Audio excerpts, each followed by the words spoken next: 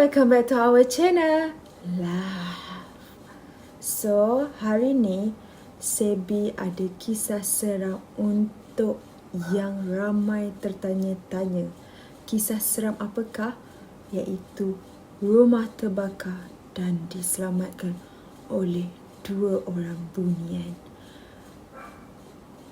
Sebenarnya cerita ni sangat-sangat tak boleh nak diceritakan dan tak boleh nak disebarkan. Tapi aku harap kenapa anjing menyalak lagi, ya Allah. Dah 3 pagi dah ni. Kenapa anjing aku menyalak?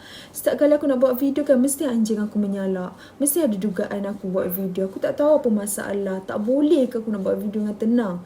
Pukul 3 pagi kalau aku nak cerita pasal kisah seram, mesti je anjing aku menyalak.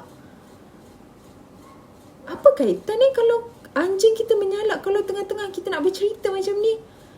Aku tak nak cerita lebih panjang. Aku takut jadi apa-apa kat aku. So kalau untuk aku bercerita dengan elok, dengan tenang, aku nak kita semua Al-Fatihah. Semoga kita hindari dengan benda-benda yang tak baik. Dan aku pun takut nak cerita benda kisah benar ni.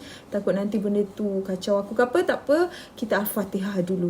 Al-Fatihah. Bismillahirrahmanirrahim. Alhamdulillahi Rabbil Alamin. Ar-Rahmanir-Rahim. Maliki Yawmiddin. إياك نعبد وإياك نستعين اهدنا الصراط المستقيم صراط الذين أنعمت عليهم غير المغضوب عليهم ولا الضالين.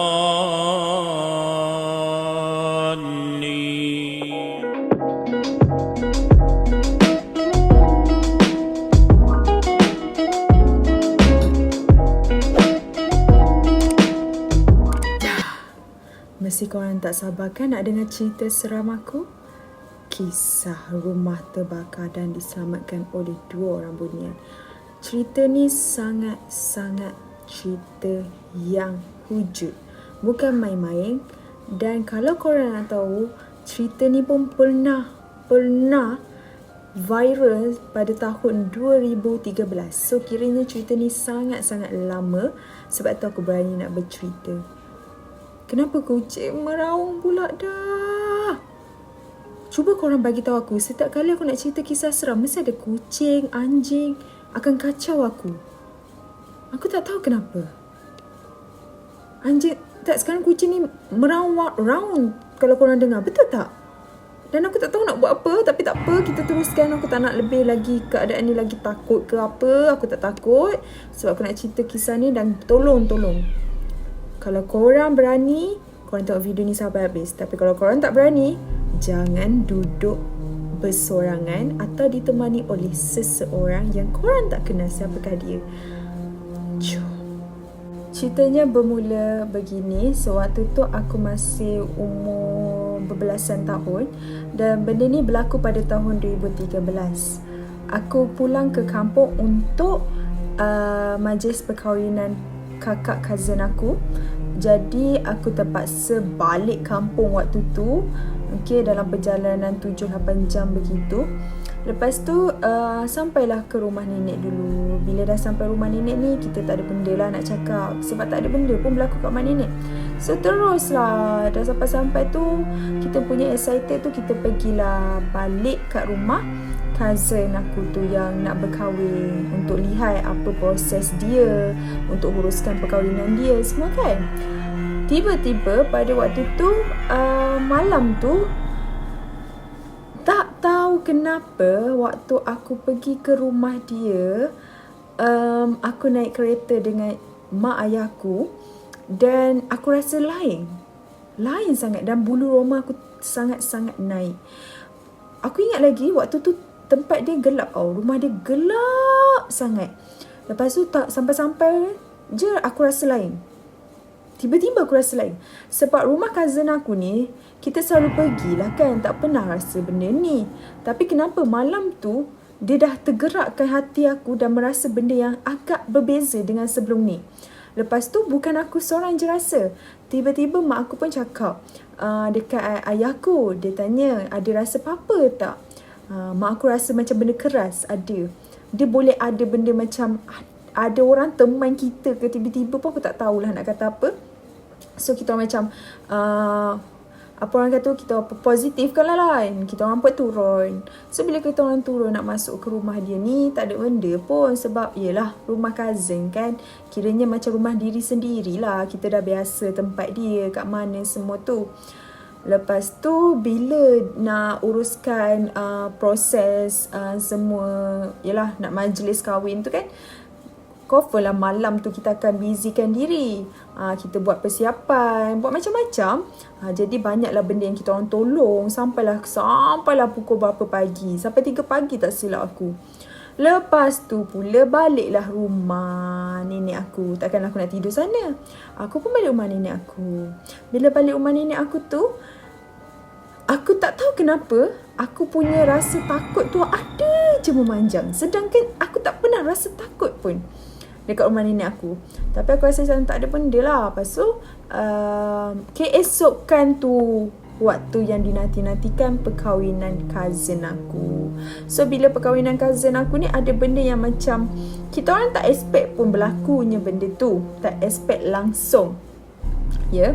Tapi lepas dah habis semua makan, tetamu, semualah acara-acara semua tu dalam perkahwinan mereka, majlis perkahwinan mereka, majlis persidangan mereka, keesokan tu confirm lah kita akan kemas. Okay, kiranya aku cerita panjang lah sebab benda ni banyak tau, cerita dia belak. Ya Allah, panjang sangat. So aku pendekkan untuk manakah benda tu ada. Okay, waktu tu keesokan tu kita orang nak kemas persiapan tu. Korang nak tahu tak apa yang berlaku? Bila kita orang kemas tu, okay, tak ada benda. Aku dah tak rasa takut. Aku dah tak rasa benda ada orang ikut aku ke. Aku dah tak rasa apa-apa. Yang aku berlakunya takut tu apabila aku ingat lagi sewaktu aku tidur kat rumah nenek aku, tiba-tiba dapat berita. Esok aku bangun, cousin aku semua gelabah. Lepas tu aku macam, kenapa ni? Sebab aku baru bangun ni, aku tak tahu apa-apa lah. Sebab aku jenis kalau balik kampung memang aku bangun lambat lah. Tapi bangun lambat pun kita solat. Tetap solat. Nenek nanti kena marah tak solat. Allah pun marah jugalah. Lepas tu aku macam jam. Bangun-bangun aku stuck. Apa benda ni? Kenapa semua orang gelabah ni kan? Bila dapat tahunya berita yang cousin aku jumpa aku, dia cakap macam ni tau.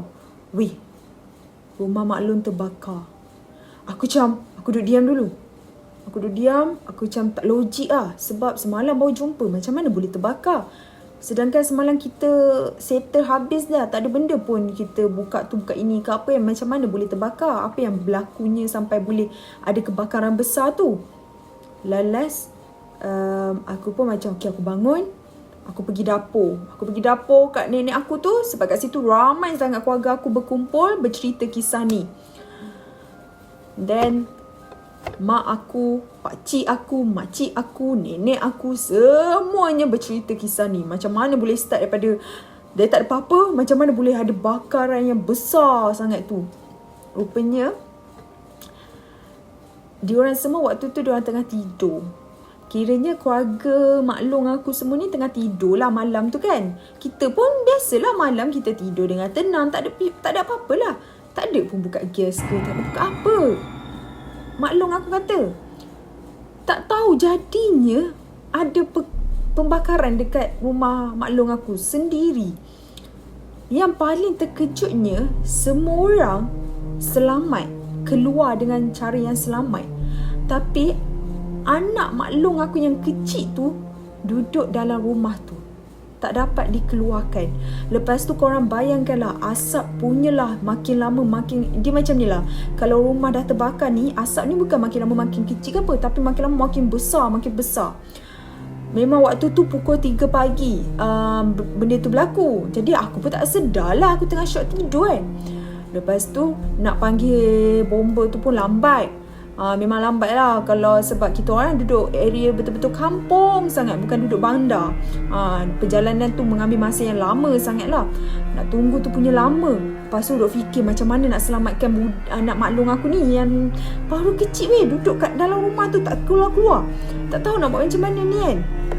Lepas tu cubalah Pak Long aku cuba masuk tapi tak boleh sebab asap terlalu kuat. Lepas tu bila kena kat kita kalau terkena asap, kita pun macam lemah, tahu tak? Jantung kita ni lemah, lepas tu tak kuat. Tak tahu nak buat macam mana.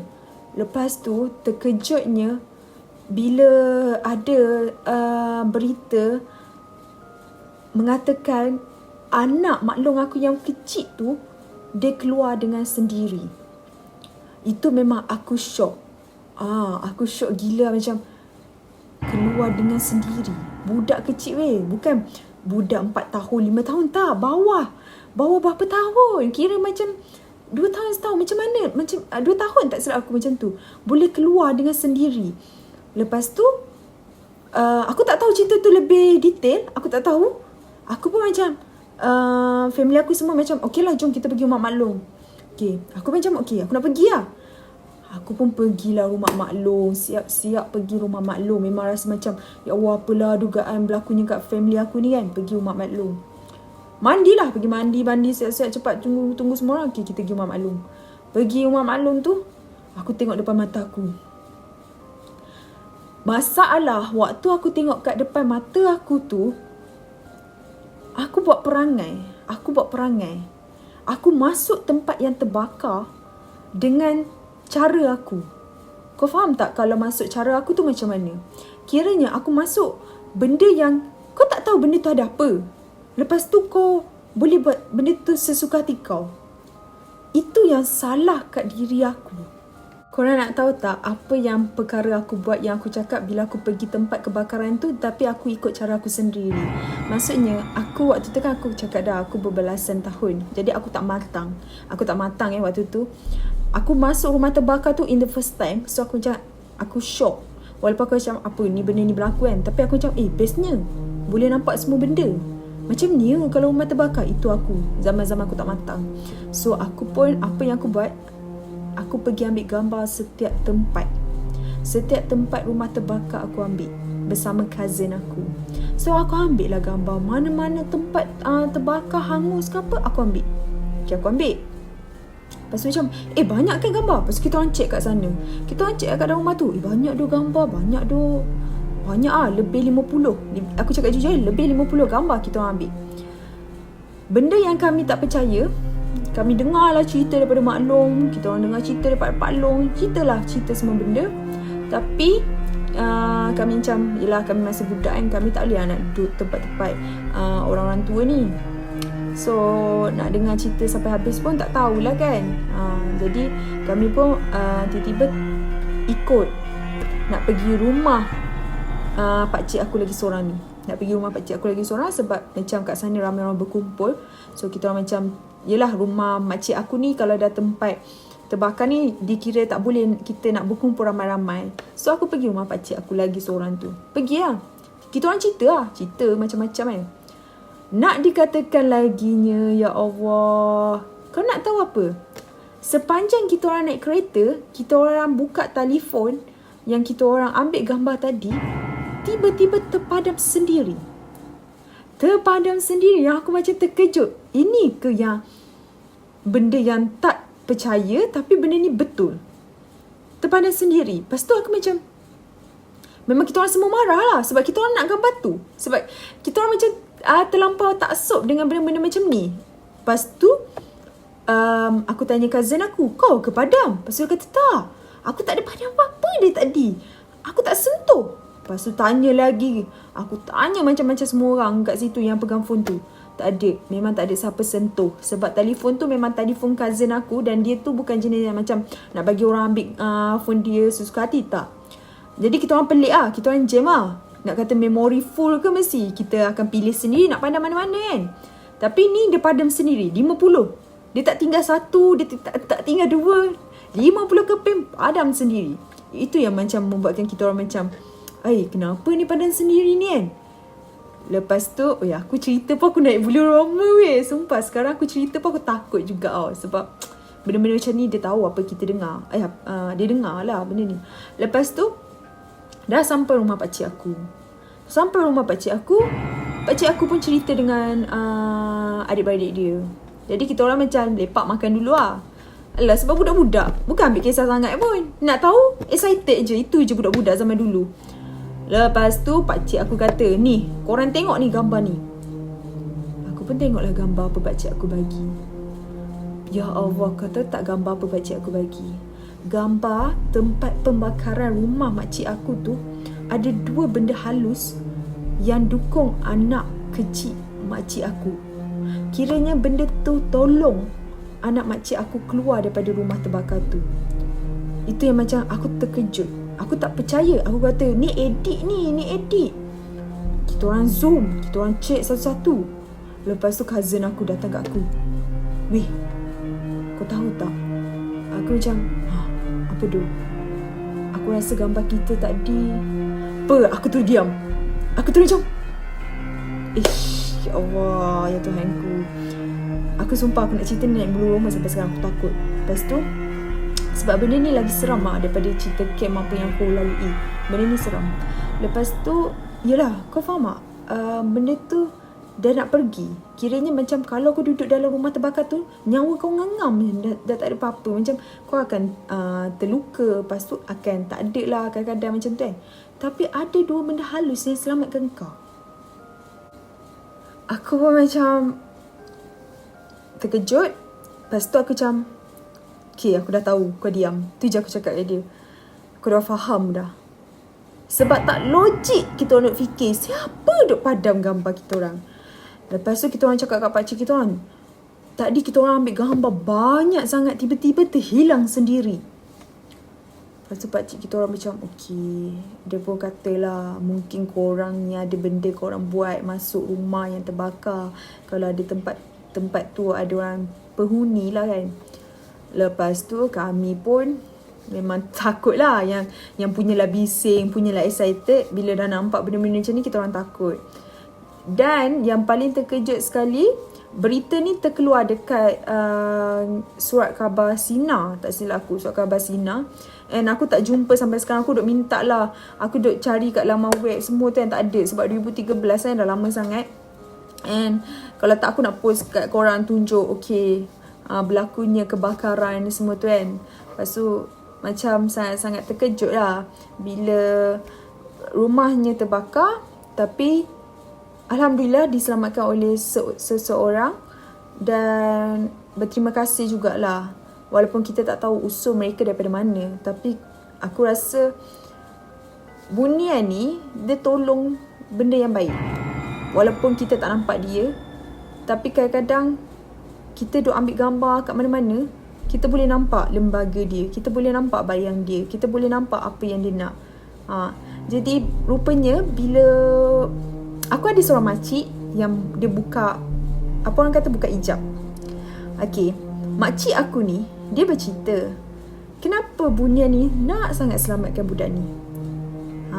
Korang nak tahu sebab apa? Sebabnya budak ni ada keistimewaannya yang ada dalam diri dia yang membuatkan bunian ni sayang kat budak ni. Jadi dia sebab tu dia selamatkan budak ni. Nak dikatakan macam aku cerita tadi, rumah punyalah terbakar, besar-besar asap tu naik mendadak semua tu kan. Tapi boleh diselamatkan tiba-tiba. Dan budak tu tak ada luka, tak ada apa-apa kesan. Itu yang macam membuatkan terkejutnya kami. Dan kami macam kami bersyukur. Kami bersyukur dan berterima kasih dekat yang menolong kami.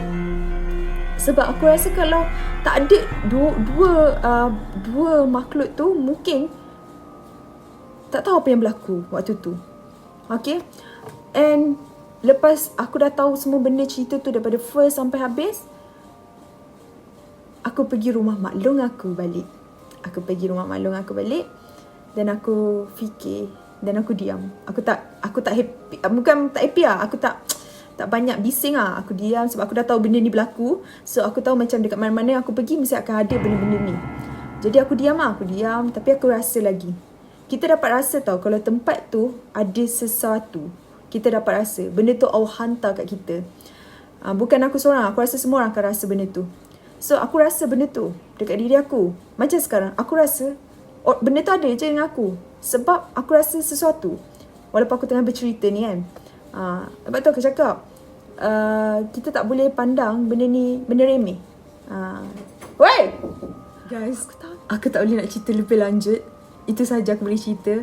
Itu je kisah seram aku. Kalau korang tengok daripada first sampai akhir, aku banyak kena kacau. Sumpah aku tak minta. Aku tak tahu, aku rasa aku dah serik nak cerita kisah seram. Tadi bunyi anjing menyalak, tiba-tiba pintu aku terbunyi ada orang ketuk, sedangkan dekat atas tak ada orang. Tak ada orang weh, semua orang tengah tidur. Dia tak ada dengar suara langsung. Aku takut. Tapi kalau aku nak cerita lebih lanjut pun, cerita tu pun dah kira dah habis lah. Maksud aku nak bagi pengajaran kat korang. Tolonglah pergi tempat orang, pergi mana-mana, baca Al-Fatihah. Jangan rasa diri tu terlampau betul. Jangan riak apa yang ada. Jangan angkuh. Sebab kita tak tahu mana asal unsur tempat tu berlaku. Kita tak tahu. Okay, so itu sahaja untuk aku kali ni. Video pun agak pendek, tidak panjang. Tak apa. Nanti panjang pun korang bosan, korang skip-skip. Tapi kalau korang nak video lebih lanjut, nanti kita akan post. Kita akan post lagi sampai korang muak. Tapi jangan lupa tolonglah subscribe and tolong share video ni dekat group, family, kawan, boyfriend, power, makcik, adik, skandal. Siapa pun share lah. Sebab kalau korang share, korang buktikan dekat aku, korang share ramai orang. Percayalah, nanti aku akan buat giveaway untuk YouTube pula. Asyik dapat giveaway kat IG, dekat TikTok. Aku akan buat kat YouTube juga kalau korang share. So korang komen kat bawah nak video seram ke. Korang komen lah cerita ni seram ke tak. Dan jangan lupa share, like and subscribe. Bye.